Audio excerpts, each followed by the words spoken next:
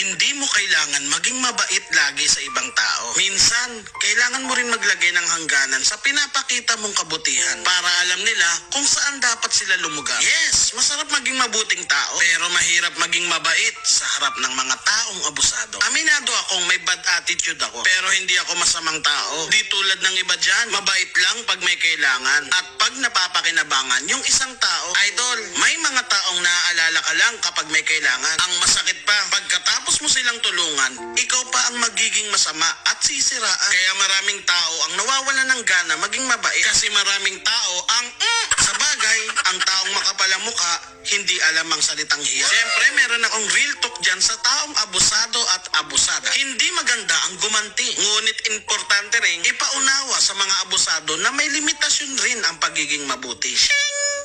Hindi mo kailangan maging mabait lagi sa ibang tao. Minsan, kailangan mo rin maglagay ng hangganan sa pinapakita mong kabutihan.